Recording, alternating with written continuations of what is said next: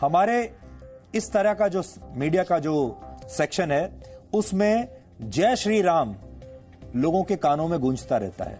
उन्हें लगता है कि जब भी कोई दंगा होता है, जो दंगाई हैं वो जय श्री राम के नारे लगाते हैं, चाहे लगाए हों या ना लगाए हों, उनके कानों में ये जो नारे हैं ये गूंजते रहते हैं। जिस पत्रकार ने ये वॉल स्ट्रीट जर्नल में एक खबर छापी है, लगता है उसके कानों में भी जय श्री राम के नारे गूंज रहे होंगे।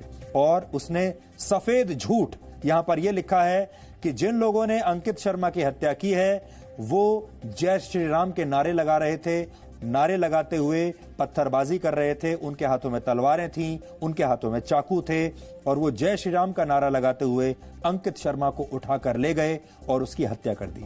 सोचिए, इससे बड़ा झूठ और क्या हो सकता है। और दुख इस बात का है कि हमारे ही इस देश में लोग अंकित शर्मा के भाई की बातों पर यकीन नहीं कर रहे, उसे बार बार आकर अपने बयान देने पड़ रहे हैं, लेकिन लोग हजारों किलोमीटर दूर से छपे इस अखबार की रिपोर्ट को लगातार शेयर कर रहे हैं और कह रहे हैं कि देखिए क्या हो रहा है।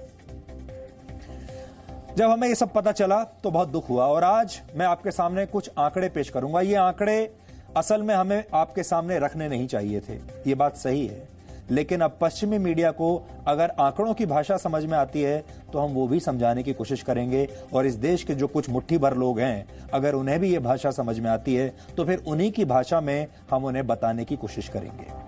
अब तक दिल्ली के इन दंगों में 42 लोगों की मौत हो चुकी है, 42, और मारे गए लोगों में हिंदू भी हैं और मुसलमान भी हैं।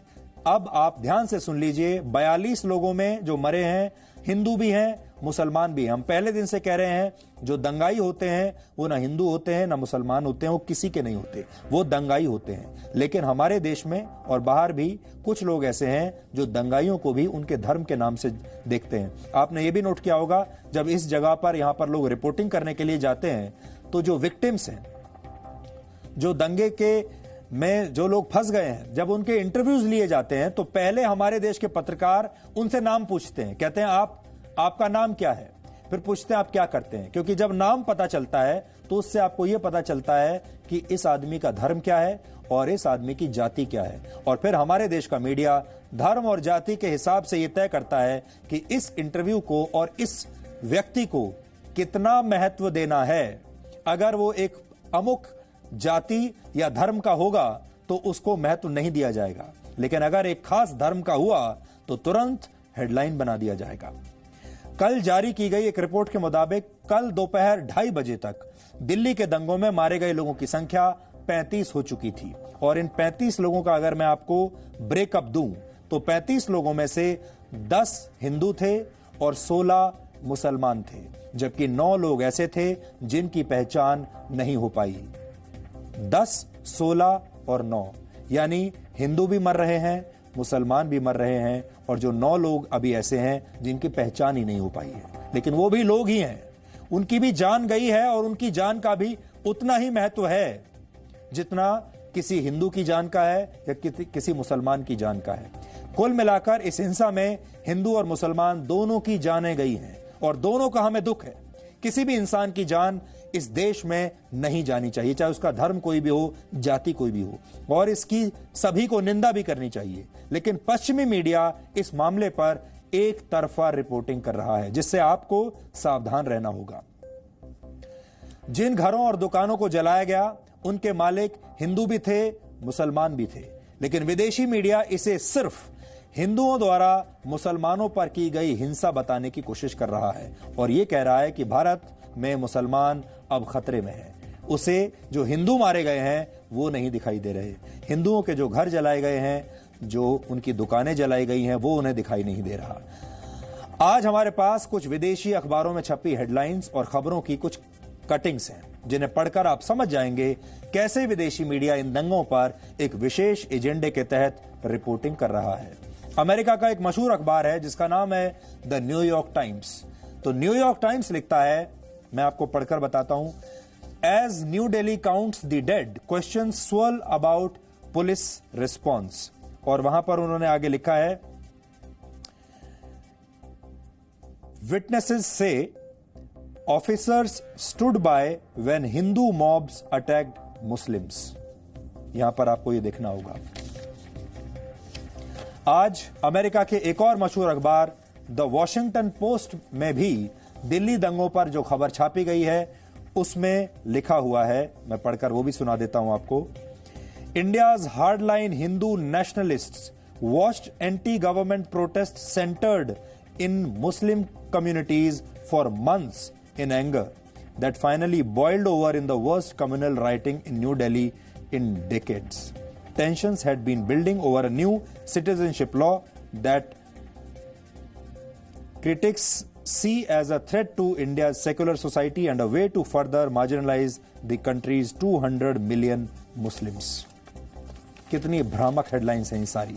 यानी पश्चिमी मीडिया भारत में हुई हिंसा के बहाने अपना एजेंडा साधना चाहता है और भारत की पूरी जो छवि है उसे अंतर्राष्ट्रीय स्तर पर खराब करना चाहता है, बदनाम करना चाहता है। लेकिन आज हम पश्चिमी मीडिया के इस पाखंड में एक छेद कर देंगे। ये सारे अखबार जहां से छपते हैं उस देश का नाम है अमेरिका। अमेरिका को दुनिया का सबसे पुराना लोकतंत्र कहा जाता है, लेकिन आपको जानकर हैरानी होगी कि पिछले करीब 250 वर्षों में अमेरिका में जातीय हिंसा की 400 से ज्यादा घटनाएं हो चुकी हैं और इनमें हजारों लोग मारे गए हैं। यानी अमेरिका में पिछले 200 वर्षों में हर साल जातीय दंगों की करीब 2 घटनाएं हुई हैं, जबकि भारत में वर्ष 1671 से लेकर अब तक करीब 88 बड़े दंगे हुए हैं। यानी हर 4 साल में एक दंगा। हम ये नहीं कह रहे कि दंगों या हिंसा के मामले में भारत का रिकॉर्ड कोई बहुत अच्छा है, अच्छा बिल्कुल नहीं है। जितना दंगे हुए हैं ये भी नहीं होने चाहिए थे, लेकिन हम ये कह रहे हैं कि जिन देशों का रिकॉर्ड इस मामले में हमसे भी बहुत बुरा है, नीचे है, उन्हें भारत जैसे देशों पर ऐसी टिप्पणियां नहीं करनी चाहिए और पहले अपने गिरेबान में झांक कर देखना चाहिए।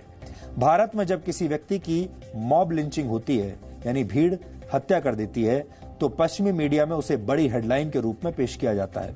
लेकिन आपको जानकर हैरानी होगी कि अमेरिका को मॉब लिंचिंग के खिलाफ कानून बनाने में पूरे 120 साल लग गए। अमेरिका की संसद में 2 दिन पहले ही मॉब लिंचिंग के खिलाफ एक कानून पास किया गया है, जिसका ये एक्ट पास किया गया है। और ये एक अश्वेत अमेरिकन लड़का था जिसकी 1955 में निर्मम तरीके से हत्या कर दी गई थी और उसके दोषियों को सजा भी नहीं दी गई थी।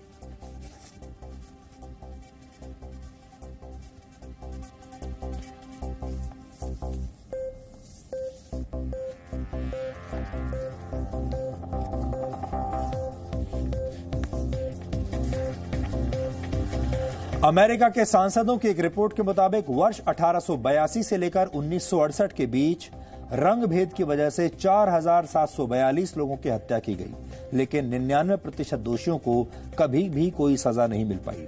अल्पसंख्यकों के खिलाफ इतने खराब रिकॉर्ड के बावजूद अमेरिकी और पश्चिमी मीडिया को भारत में कट्टरता बढ़ती हुई दिखाई दे रही है, जबकि सच यह है कि यह कट्टरता पूरी दुनिया में बढ़ रही है और सिर्फ भारत इसके केंद्र में नहीं है।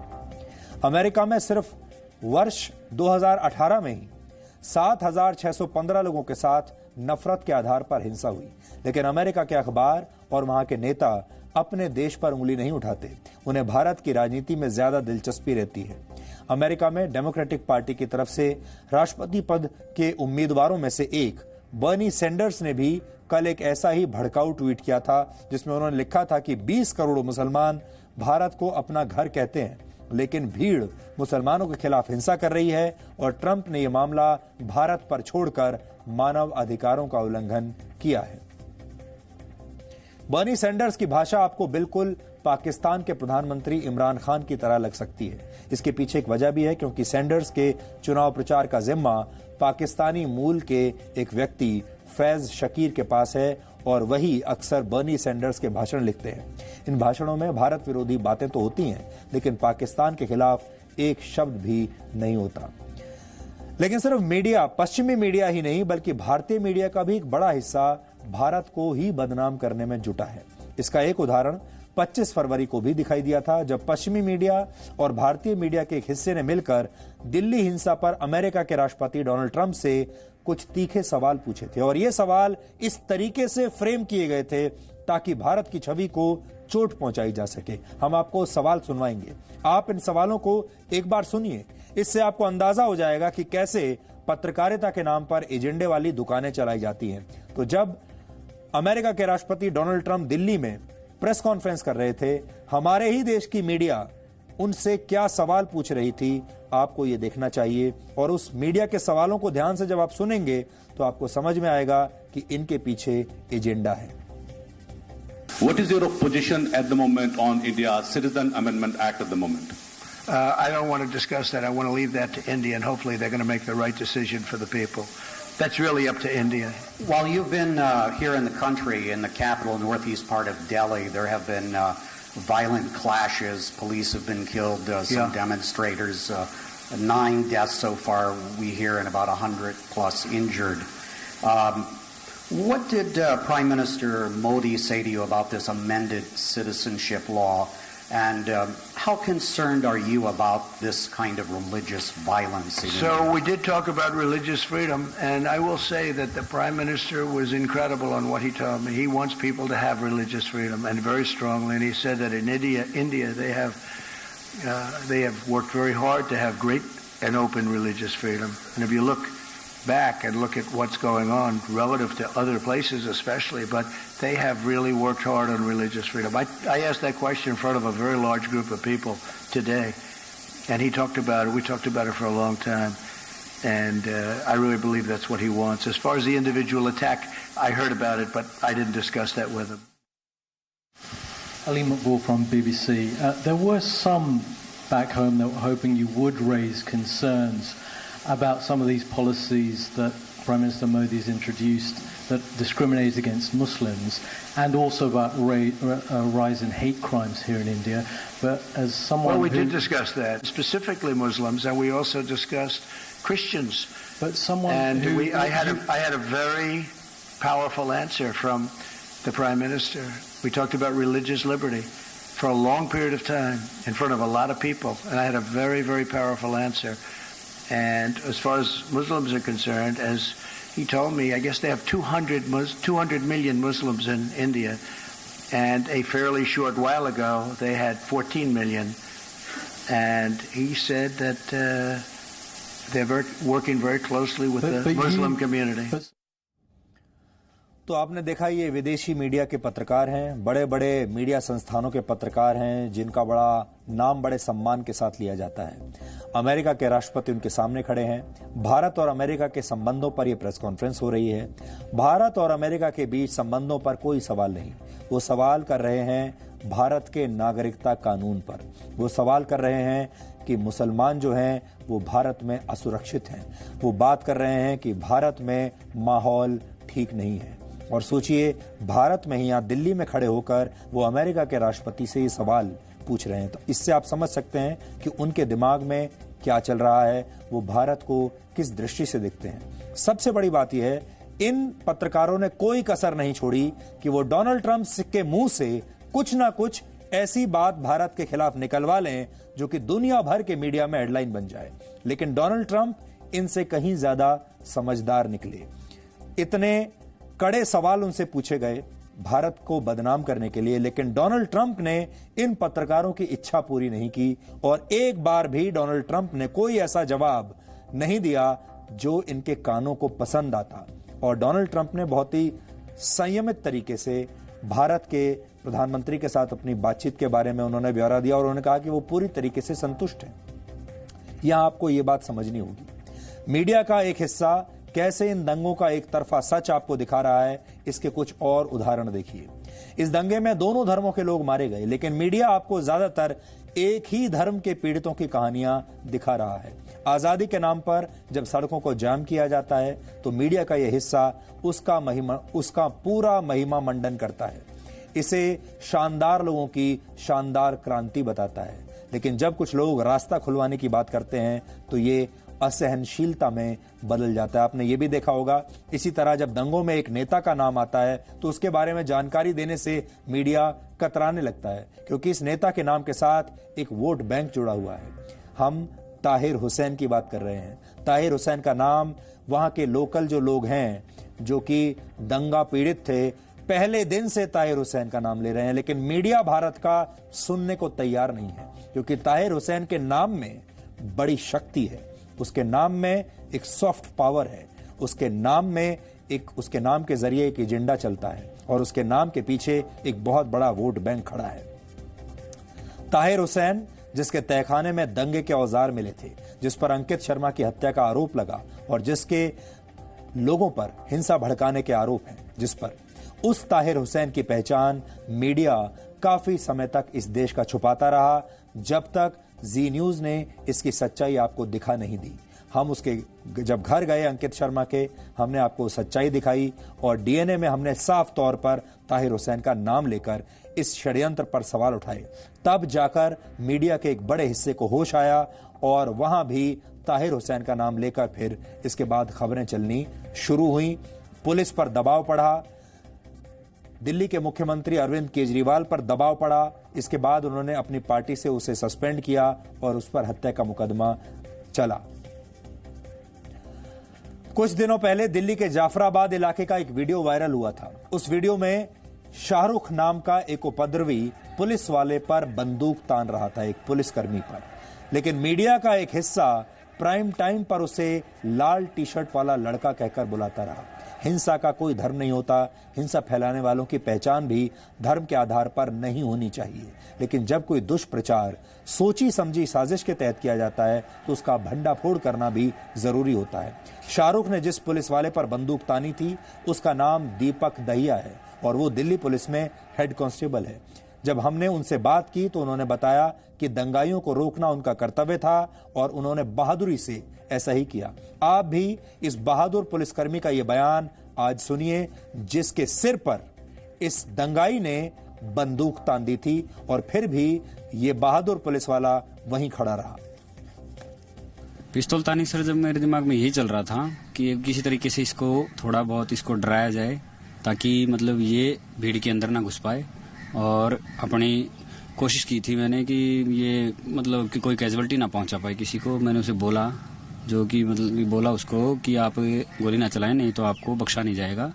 और फिर वो थोड़ा सा पीछे हटता हुआ फिर अपनी मॉब में वापस चला गया। सर, आपको बिल्कुल भी डर नहीं लगा जब वो आपके सीने पे पिस्तौल तान करके खड़ा हुआ था?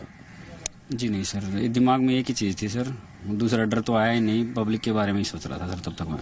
तो मतलब आपने जिस तरह से वो गोलियां बरसा रहा था तो आपने उसका ध्यान खींचने के लिए आप उसकी तरफ बढ़े और सिर्फ डंडे के साथ ही बढ़ गए थे? हाँ सर, मैंने देख लिया था कि अगर ये थोड़ा और नजदीक पहुंच गया तो जरूर किसी न किसी की जान भी जा सकती है, कैजुअलिटी ज्यादा हो सकती है। इसीलिए मैंने उसको ध्यान भटकाने की कोशिश की और जिसमें सर सफलता मिल गई। अब आप सोचिए कि पुलिस के सिपाही के बीच और उस लड़के के बीच अगर संघर्ष में उस लड़के को चोट लग जाती या वो लड़का मारा जाता, क्योंकि अगर वो चारों तरफ गोलियां चला रहा है तो पुलिस भी उसके ऊपर गोली चला सकती थी, और अगर पुलिस ने उस पर गोली चला दी होती और वो मारा जाता तो क्या आरोप लगता पुलिस पर?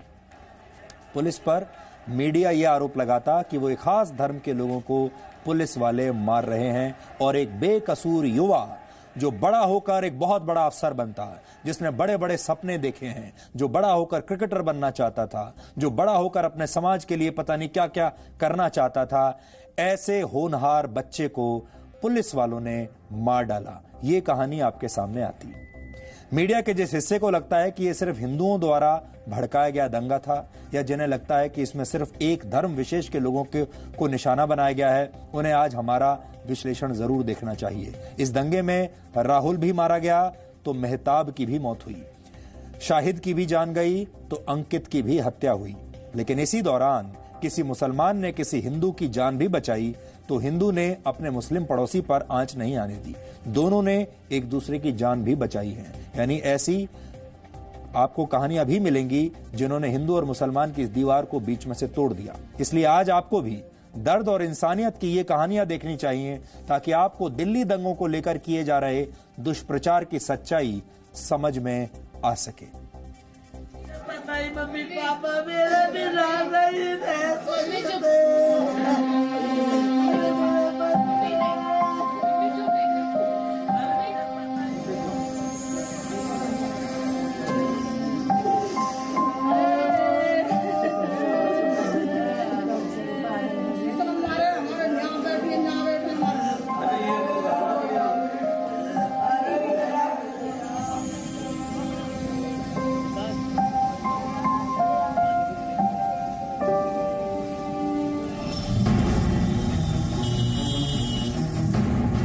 जब बस्तियां जलती हैं तो सिर्फ धुआं नहीं, सवाल भी उठते हैं।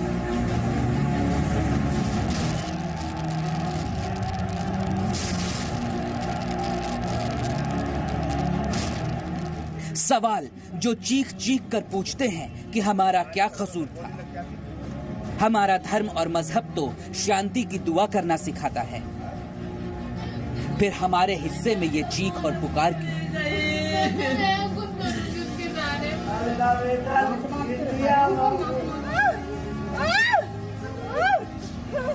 जब सिर पर खूनी जुनून सवार होता है तो दंगाई हैवानियत की हदें पार कर देते हैं।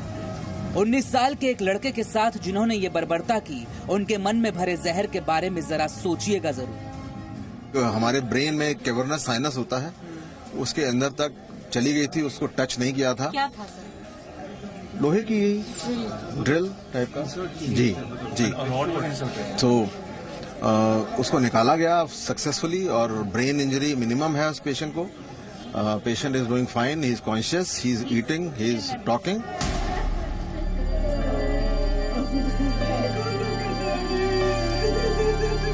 करावल नगर के इस परिवार की जिंदगी भयानक सपने में तब्दील हो गई। इन छोटे बच्चों को ठीक से समझ में भी नहीं आ रहा कि आखिर मां रो क्यों रही है, घर में इतने लोग क्यों आए हुए हैं। इनके पिता दिनेश घर से थोड़ी ही दूर निकले थे कि दंगाइयों ने घेर लिया। पता चला कि मुसलमानों ने वहाँ से गुजरते हुए और गोली लग गई। घर में वैसे उन्हें मोनू क्या बना कि मोनू के गोली लग गई।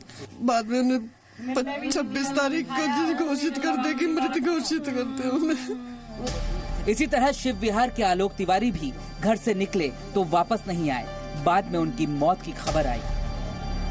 खाना खा के निकले थे, हमने मना किया, लड़की ने मना किया कि मत जाओ, उधर झगड़ा हो रहा पुलिया पे।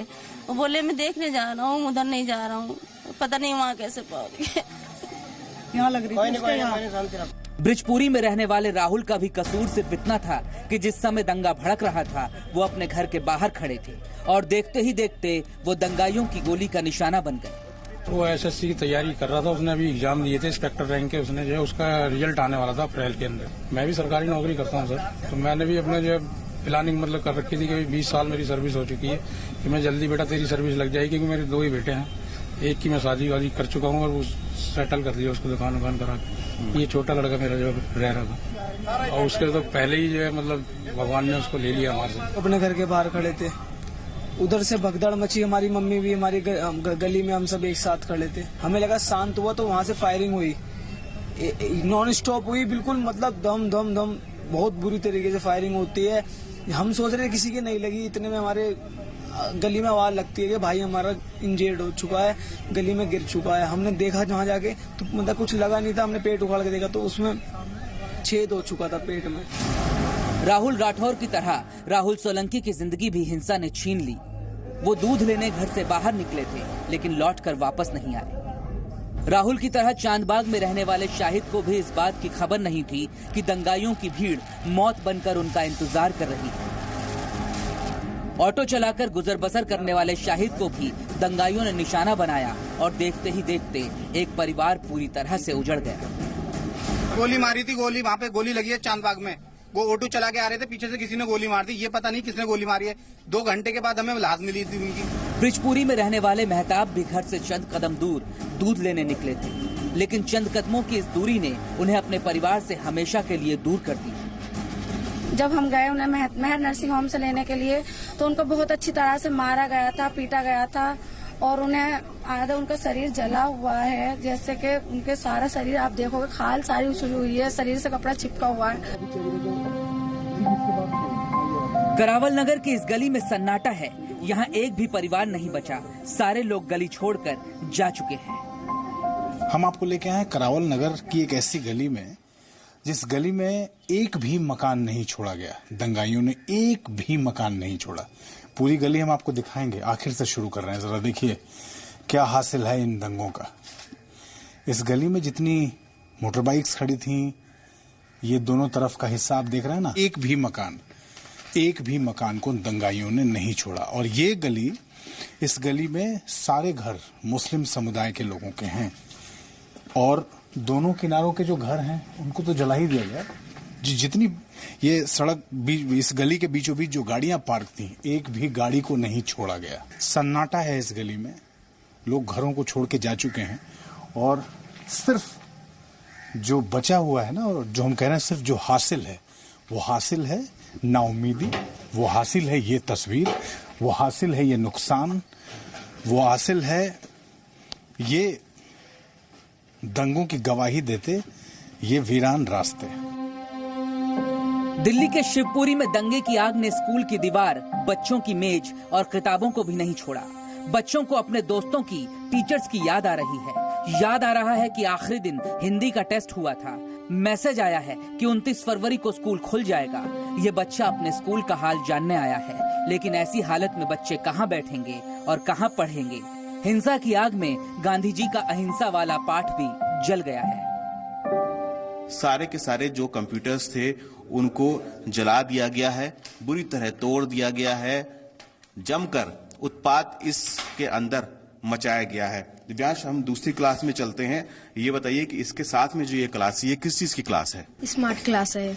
अच्छा, ये स्मार्ट क्लास है। इसकी वहाँ पे एक मॉनिटर सा लगा रहता था, वो ब्लैक बोर्ड के ऊपर साइन करता था। अच्छा, प्रोजेक्टर था। अच्छा, यहाँ पर तमाम बच्चों की किताबें भी यहाँ पर ऐसी ही पड़ी हुई हैं। अगर आप यहाँ पर देखें तो महापुरुषों की किताबें आपको यहाँ पर दिखेंगी।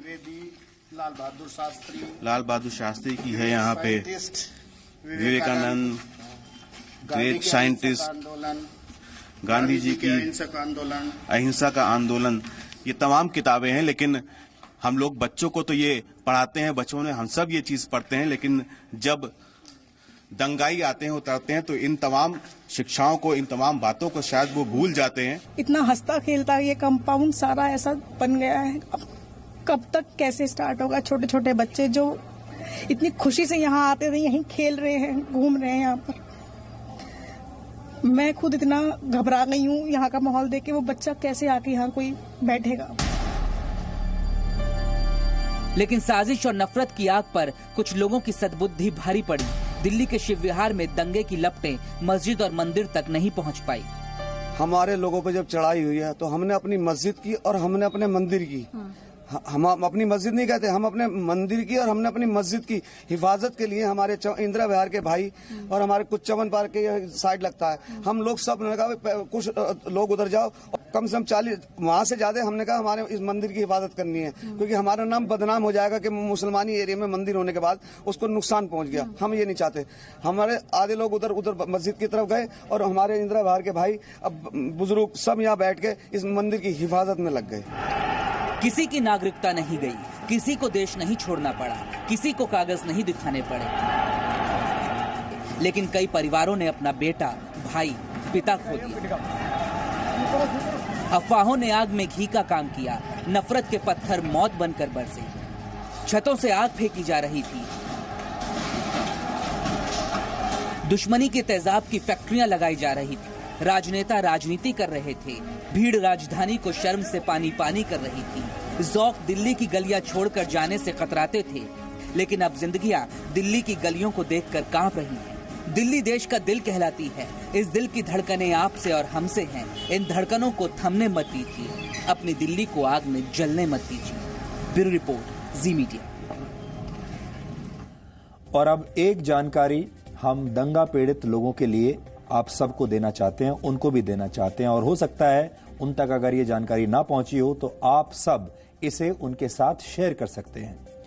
अगर आपको या आपके किसी परिचित को दिल्ली के दंगों में कोई नुकसान हुआ है तो अगली जानकारी आपके लिए है, आप ध्यान से सुनिए। Delhi state legal services authority दंगा प्रभावित लोगों को मुफ्त में कानूनी मदद मुहैया करा रही है। इसके लिए आपको एक हेल्पलाइन नंबर याद रखना है। आप चाहें तो अभी नोट कर लीजिए, आपकी स्क्रीन पर यह नंबर होगा। यह नंबर है 1516। आप नोट कर लीजिए, नंबर है 1516। 24 घंटे आप कभी भी इस पर फोन कर सकते हैं 1516 नंबर पर, और इस नंबर पर आप किसी भी वक्त फोन करके कानूनी मदद मांग सकते हैं। आप जैसे ही इस नंबर पर फोन करेंगे, आपसे दंगे में हुए आपके नुकसान के बारे में पूछा जाएगा। तो अगर आपका इस दंगे में कोई नुकसान हुआ है तो आप इस नंबर पर फोन कीजिए। आपकी शिकायत दर्ज करने के बाद आपको इस संस्था के ऑफिस या इसके हेल्प डेस्क का पता बताया जाएगा। दिल्ली के हर जिला अदालत में इस संस्थान का ऑफिस बना हुआ है। इस समय कुछ पुलिस स्टेशंस और अस्पतालों में भी लीगल सर्विसेज अथॉरिटी का हेल्प डेस्क बना हुआ है, जहां आप जाकर कानूनी मदद ले सकते हैं।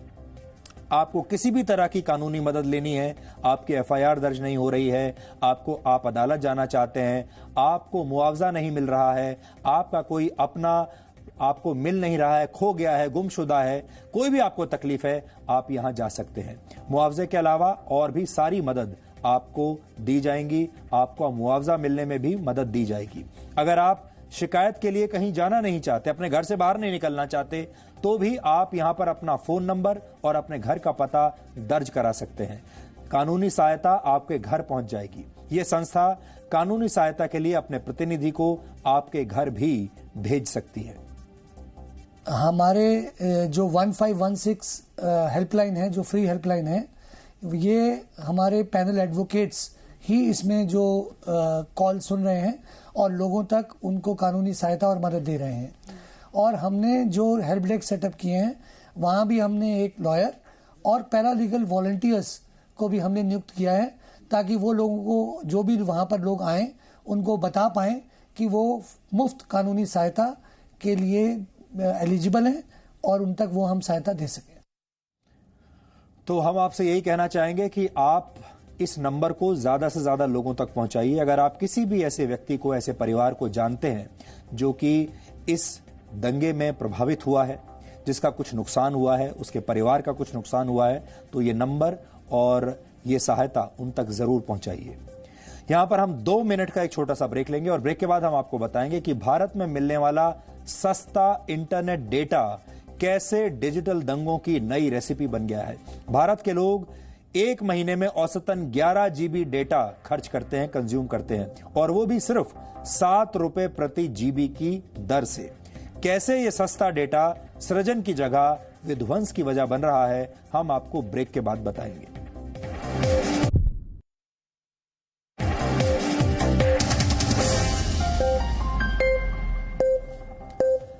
दिल्ली दंगों को आप डिजिटल इंडिया के दंगे भी कह सकते हैं, क्योंकि इन दंगों के दौरान हिंसा भड़काने के लिए बड़े पैमाने पर इंटरनेट और सोशल मीडिया का प्रयोग भी किया गया है।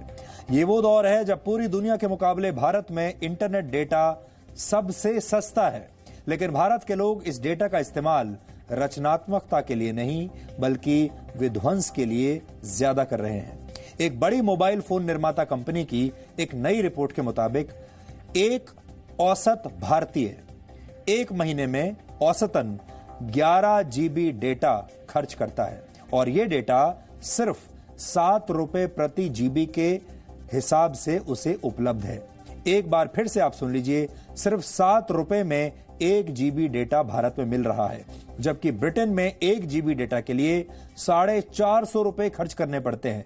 कहां 450 रुपए ब्रिटेन में और कहां 7 रुपए भारत में। इसी तरह अमेरिका में 1 GB डेटा के लिए 850 रुपए अपनी जेब से निकालने पड़ते हैं, लेकिन भारत में यह डेटा हिंसा के समय आग में घी का काम करता है। अफवाहें 4G नहीं 5G की रफ्तार से शेयर की जाती हैं और दंगे ब्रॉडबैंड की स्पीड से एक गली से दूसरी गली में फॉरवर्ड होने लगते हैं। नई रिपोर्ट के मुताबिक भारत में इंटरनेट डेटा का इस्तेमाल 47% तक बढ़ा है।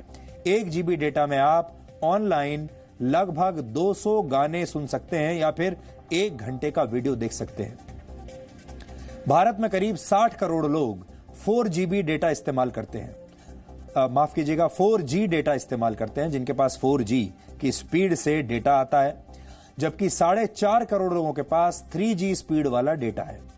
एक भारतीय दिन भर में औसतन 70 मिनट तक ऑनलाइन वीडियो देखता है। यानी एक भारतीय, सोचिए, एक दिन में 1 घंटा 10 मिनट ऑनलाइन वीडियोज ही देखता रहता है। हर रोज 1 घंटा 10 मिनट।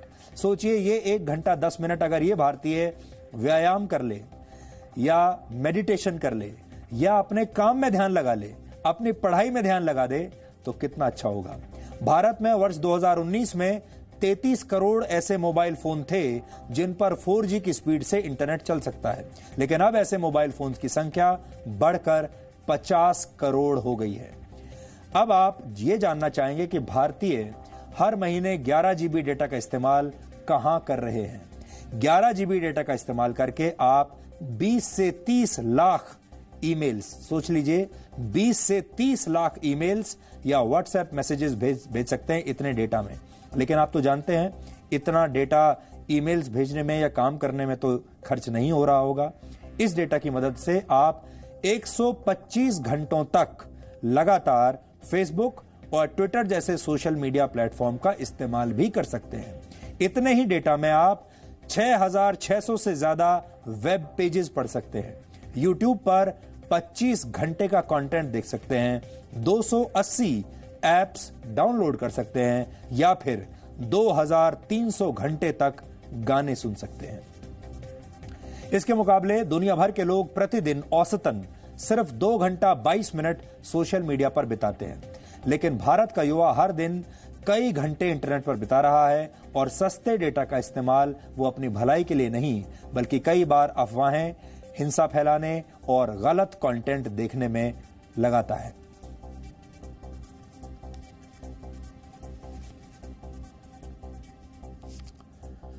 तो आज हमने आपको जो डेटा के बारे में ये बताया, ये इसलिए बताया कि भारत अब इंटरनेट डेटा का सबसे बड़ा बाजार बन चुका है। बहुत सारे लोग इसे देखकर बड़े खुश हैं कि हम इंटरनेट डेटा के सबसे बड़े बाजार बन गए हैं, लेकिन ये उतनी खुशी की बात नहीं है। अगर आप इसका ठीक से विश्लेषण करेंगे तो आपको ये समझ में आएगा कि अब करोड़ों भारतीय इस सस्ते इंटरनेट डेटा की वजह से घंटों बर्बाद कर रहे हैं अपने स्मार्टफोन्स पर इंटरनेट डेटा की वजह से, और वो अच्छा कंटेंट नहीं बल्कि खराब कंटेंट देख रहे हैं, अच्छे वीडियो नहीं खराब वीडियो देख रहे हैं। और जब ऐसी स्थिति में जब ये इस तरह के दंगे होते हैं तब इस तरह के डिजिटल प्लेटफॉर्म्स का बुरी तरीके से दुरुपयोग होता है। लेकिन अब जिस खबर पर हम आ रहे हैं वो आपको ये बताएगी कि जी न्यूज की एक बार फिर से विजय हुई है। कैसे, ये देखिए।